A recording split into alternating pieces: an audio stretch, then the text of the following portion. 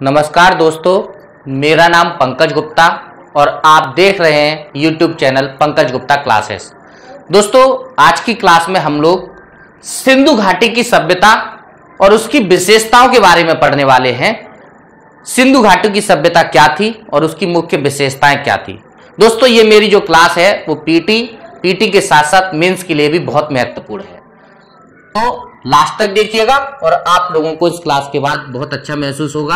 आप महसूस करेंगे कि आपने सिंधु घाटी की सभ्यता को सीखा है। तो दोस्तों, सबसे पहले हम लोग बात करते हैं सिंधु घाटी की सभ्यता थी क्या। दोस्तों, 2500 ईसा पूर्व से लेकर 1750 ईसा पूर्व के आसपास भारत का जो पश्चिमोत्तर भाग है, अफगानिस्तान, पाकिस्तान, पंजाब वाला जो क्षेत्र है, उस क्षेत्र में एक नगरीय सभ्यता थी और उस सभ्यता को ही हम लोग बोलते हैं सिंधु घाटी की सभ्यता। एक्चुअली 1921 में सर जॉन मार्शल की देखरेख में रेलवे पटरियों को बिछाने का कार्य चल रहा था। तो दोस्तों, रेलवे पटरियों को जो स्लीपर थे, उन स्लीपरों को लगाने के लिए कुछ ईंटों की जरूरत थी, क्योंकि पास में ही हड़प्पा सभ्यता के खंडर पड़े हुए थे। तो वहां से ईंटों को निकाल करके उन स्लीपरों में लगा दिया गया। लेकिन जैसे जैसे वहां से ईंटें निकालते गए, हड़प्पा नगर पूरा का पूरा उभर करके सामने आ गया। लेकिन दोस्तों, जब इस चीज को महसूस नहीं किया कि यह किसी सभ्यता का कोई नगर हो सकता है, सन 1922 में मोहनजोदड़ो, जो अब पाकिस्तान में है, दोस्तों, जब मोहनजोदड़ो नगर की खोज हुई और जब यह देखा गया कि हड़प्पा नगर यानी जो इससे पहले खंडर थे, उनका भी नगर विन्यास और घरों को बनाने की जो स्टाइल थी वो बिल्कुल एक जैसी थी, जबकि हड़प्पा और मोहनजोदड़ो नगर के बीच की जो दूरी थी वो 640 किलोमीटर थी। तब यह देखा गया कि इन नगरों की नगर विन्यास, घरों को बनाने का स्टाइल बिल्कुल एक जैसा है। तब इन दोनों नगरों को जोड़ करके आपस में देखा गया और तब जाकर के दोस्तों ये पता चला कि ये दोनों नगर किसी एक बड़ी सभ्यता के नगर हो सकते हैं। और दोस्तों, इस तरीके से पश्चिमोत्तर भारत में सिंधु घाटी की सभ्यता की खोज हुई। दोस्तों, सिंधु घाटी की सभ्यता की खोज सन 1921 में दयाराम साहनी के द्वारा की गई। तो बात करते हैं सिंधु घाटी की सभ्यता की। तो दोस्तों, ये जो सभ्यता थी, मैंने अभी आपको बताया, पश्चिमोत्तर भारत में विकसित हुई थी। इस सभ्यता का जो सबसे उत्तरी भाग था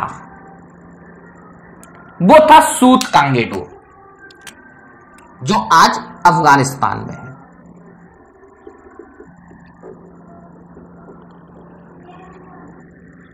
यानी पश्चिमी भाग।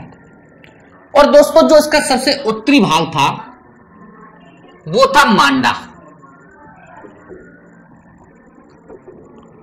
दक्षिणी भाग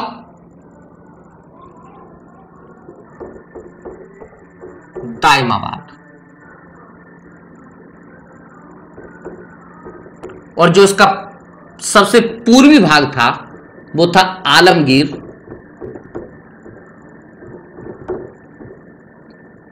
जो आज मेरठ उत्तर प्रदेश में पड़ता है।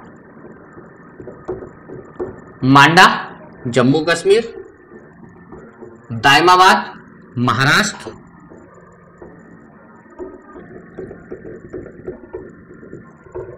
और सूत कांगेडोर ये आज अफगानिस्तान में है। तो दोस्तों, इस तरीके से ये जो सभ्यता थी,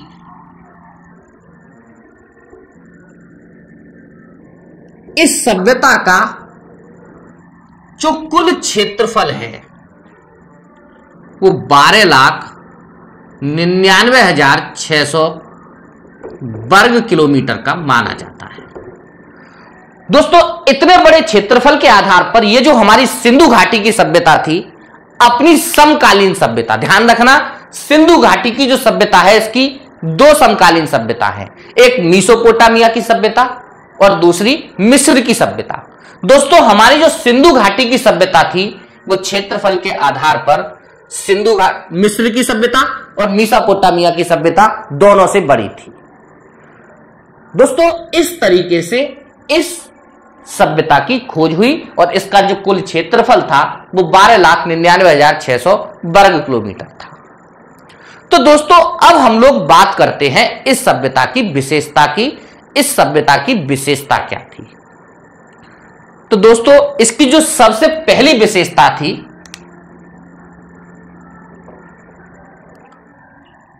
वो था इसका नगर विन्यास।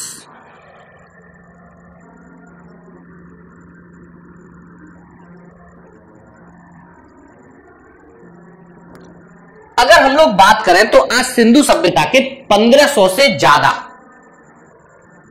स्थल खोजे जा चुके हैं, लेकिन दोस्तों उनमें से कुछ ही स्थल को आप नगर की संज्ञा दे सकते हैं। लेकिन दोस्तों सिंधु सभ्यता के जितने भी नगर हम लोगों को प्राप्त हुए हैं ये नगर 2 पार्ट में विभाजित थे।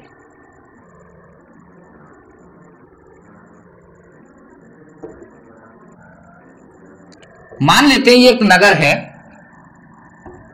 और इस नगर का ये पूर्वी भाग है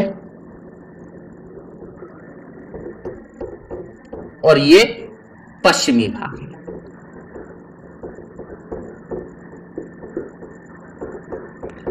यानी दोस्तों जो सिंधु घाटी की सभ्यता थी उसके हमें जितने भी नगर मिले हैं वो नगर 2 भागों में विभाजित है, एक पूर्वी भाग और दूसरा पश्चिमी भाग।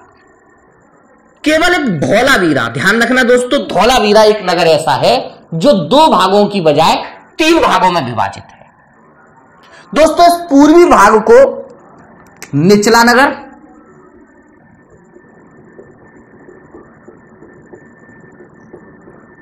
और पश्चिमी भाग को नगर दुर्ग कहा जाता था। आप देख सकते हैं निचला नगर यानी पूर्वी भाग आकार में कुछ बड़ा है जबकि कुछ नीचाई पर अवस्थित है, जबकि पश्चिमी भाग आकार में कुछ छोटा है लेकिन कुछ ऊंचाई पर अवस्थित है। आप लोग देखेंगे मोहनजोदड़ो, आप लोगों ने पिक्चर देखी होगी मोहनजोदारो, उस पिक्चर में भी एक तो नगर था और एक टीला था, जिसमें लास्ट में जब मोहनजोदारो पिक्चर में बाढ़ आ जाती है तो उस टीले पर जाकर के मोहनजोदारो के जो नागरिक थे वो अपनी जान बचाते। तो आप यहां पर ऐसे ही समझ सकते हैं कि जितने भी नगर थे, नगर की चर्चा मैं अभी करूंगा, कौन कौन से नगर मिले हैं, कौन कौन सा वहां से साक्ष्य मिला है, लेकिन अभी हम सबसे पहले विशेषताओं पर बात कर रहे हैं। तो जितने भी नगर हमें सिंधु सभ्यता के मिले हैं वो 2 भागों में विभाजित थे। पूर्वी भाग जिसको निचला नगर कहा जाता था, आकार में कुछ बड़ा जबकि कुछ नीचाई पर अवस्थित था। पश्चिमी भाग ऊंचाई पर अवस्थित था जबकि आकार में ये कुछ छोटा था। तो दोस्तों इस आधार पर हमारे इतिहासकार इस पर 2 प्रमाण प्रस्तुत करते हैं। हमारे कुछ इतिहासकारों का मानना है कि सिंधु घाटी की सभ्यता के जो नगर थे, अधिकांश नगर आप देखोगे तो वो किसी ना किसी नदी के किनारे बसे थे जो सिंधु और उसकी सहायक नदियां थी। इन सबकी मैं चर्चा भी करूंगा, अभी हम सिर्फ विशेषताओं पे बात कर रहे हैं। तो दोस्तों इन इतिहासकारों का मानना है कि हर साल मई और जून के महीने में बारिश होती थी और बारिश की वजह से इन नदियों में बाढ़ आती थी और बाढ़ के कारण जब इस निचले भाग में बाढ़ का पानी भर जाता था तो नगर के लोग इस पश्चिमी भाग में रहने के लिए चले जाते थे और इसी वजह से सिंधु घाटी की सभ्यता के जो नगर हैं वो 2 भागों में विभाजित है। लेकिन दोस्तों कुछ इतिहासकारों का मानना इससे कुछ अलग है। कुछ इतिहासकारों का मानना यह है कि यह जो निचला नगर था यह सामान्य जनमानस के लिए बनाया गया था, जबकि पश्चिमी भाग में शासक वर्ग निवास करता था। संभव है दोस्तों दोनों ही बातें सही हों, इतिहासकार केवल साक्ष्य के आधार पर ही बातें करता है। तो अभी तक हमें जो साक्ष्य मिले हैं तो इसकी पहली यही विशेषता निकल के आती है कि ये जो नगर हैं ये 2 भागों में विभाजित थे। धौलावीरा एकमात्र ऐसा नगर था जो 3 भागों में विभाजित है। तो दोस्तों पहली जो सिंधु सभ्यता की विशेषता थी वो इसका नगर विन्यास था। अब हम बात करें दूसरी विशेषता की, तो दोस्तों दूसरी विशेषता सिंधु घाटी की सभ्यता में भवन निर्माण था।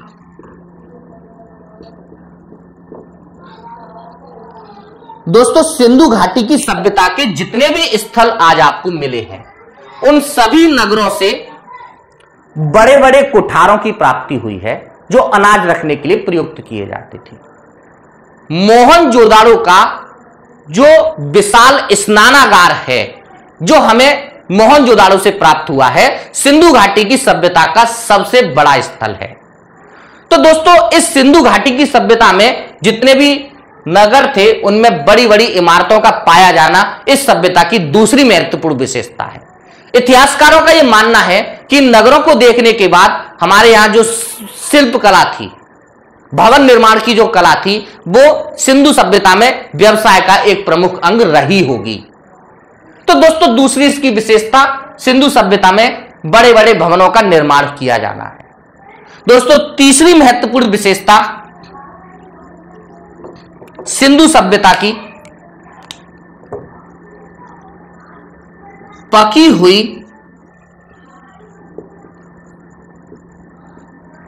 मिट्टी की ईंट। दोस्तों सिंधु घाटी की सभ्यता के जब आप नगरों की खुदाई करोगे या देखोगे तो आपको पता चलेगा कि सिंधु घाटी की सभ्यता में कई सारे स्थलों पर पकी हुई मिट्टी की ईंटों का प्रयोग किया गया है। इस आधार पर अगर हम देखें तो सिंधु घाटी की 2 समकालीन सभ्यता थी, पहली मेसोपोटामिया और दूसरी मिस्र। और दोस्तों इन दोनों सभ्यता में कच्ची मिट्टी की ईंटों का प्रयोग किया जाता था, जबकि हमारी जो सिंधु घाटी की सभ्यता थी इसमें पकी हुई मिट्टी की ईंटों का प्रयोग किया जाता था, जिससे पता चलता है कि वैज्ञानिक दृष्टिकोण के आधार पर हमारी जो सभ्यता थी वो मेसोपोटामिया और मिस्र की सभ्यता से ज्यादा विकसित थी। दोस्तों गोल और वक्राकार ईंटों के साक्ष्य हम लोगों को चंदूदड़ों से प्राप्त हुए हैं। पकी हुई मिट्टी के ईंटों के साक्ष्य हमें हड़प्पा से और कई स्थलों से प्राप्त हुए हैं। तो इस आधार पर जो तीसरी महत्वपूर्ण विशेषता बनती है सिंधु घाटी की सभ्यता की, वो पकी हुई मिट्टी की ईंटों का प्रयोग था। और दोस्तों चौथी महत्वपूर्ण विशेषता इसकी